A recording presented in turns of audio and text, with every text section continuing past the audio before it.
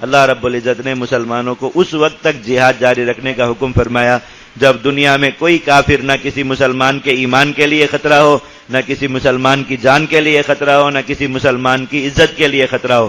جب تک دنیا میں کافر ان میں سے کسی بھی ایک طاقت کے ساتھ موجود ہیں، اللہ رب العزت کی طرف سے مسلمانوں کو حکم ہے کہ تم ان سے قتال کرتے رہو، اس وقت تک قتال ختم نہیں ہو سکتا۔ وَيَكُونَ الدِّينُ كُلُّهُ لِلَّهِ، اور نظام خالص اللہ رب العزت کا ہو جائے۔ جو مطلوب ہے جہاد کا، میں نے آپ کو بتایا تھا کہ کفر کو ختم کرنا نہیں ہے بلکہ کفر کے نظام کو ختم کرنا ہے۔ کفر اگر زمین پر رہے بھی تو ذلت کے ساتھ رہے اور صغار کے ساتھ، اور ایک جو ہے وہ رسوائی کے ساتھ زمین پر رہے، ایک دوسرے درجے کی شہری کی حیثیت سے کافر زمین پر اپنی زندگی گزارے اگر انہوں نے کفر پر رہنا۔ اگر وہ چاہیں کہ انہیں پورا انسان سمجھا جائے، سارے انسانی حقوق دیے جائیں، تو وہ تو اللہ رب العزت نے انسان قرار ہی مسلمانوں کو دیا۔ جب وہ مسلمان نہیں ہے تو انسان نہیں ہے، اس لیے ان کو انسانوں کے حقوق کا مطالبہ کرنا یہ خود انصاف ہی نہیں۔ اور جب اگر وہ مسلمان نہیں ہوتے تو پھر زمین پر انہیں زندہ رہنے کا حق ضرور ہے، لیکن نظام کے بغیر، نظام ان پر اسلام کا ہی چلے گا۔ وَيَكُونَ الدِّينُ كُلُّهُ لِلَّهِ، نظام خالص اللہ رب العزت کا ہو جائے۔ یہ مقصود ہے اسلام کے حکم جہاد سے۔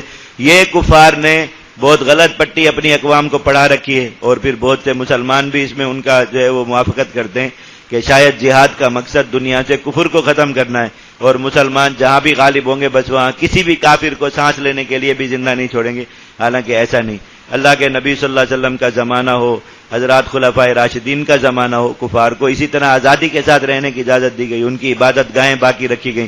حتیٰ کہ حضرت سیدنا عمر رضی اللہ تعالیٰ نے جب بیت المقدس کو فتح فرمایا تو عیسائیوں کا جو سب سے بڑا وہاں پر کلیسا تھا، اس میں انہوں نے خود دعوت دی کہ آپ نماز پڑھ لیں، لیکن حضرت عیسیٰ علیہ السلام، حضرت عمر رضی اللہ تعالیٰ نے وہاں پر نماز ادا نہیں کی۔ فرمایا کہ ایسا نہ ہو مسلمان میرے یہاں نماز پڑھ لینے کی وجہ سے بعد میں اسے گرا کر مسجد بنا دیں، اور اس چیز پر بجد ہو جائیں کہ ہمارے امیر المومنین نے چونکہ نماز پڑھی ہے تو اب ہم اس جگہ کو مسجد بنا دیں گے، جو ہے وہ نشانی کے طور پر اور اثر کے طور پر۔ اس لیے انہوں نے وہاں نماز نہیں پڑھی تاکہ کافروں کے حقوق میں مسلمان کسی طرح کی رخنہ اندازی نہ کرے، لیکن ان کا نظام باقی رہے۔ وہ یہ کہیں کہ قانون بھی ہمارا چلے اور ہم اپنے قوانین کے مطابق، اپنے اصول و ضابطے کے مطابق زندگی گزاریں، اسلام اس چیز کی بھی اجازت نہیں دیتا۔ تو اسلام کے جو حکم جہاد ہے، اس کا مقصد ذہن میں رکھیے بار بار کہ کفر کو ختم کرنا نہیں ہے بلکہ کفر کے نظام کو، کفر کی طاقت کو، کفر کے فتنے اور شرارت کو ختم کرنا مقصد ہے۔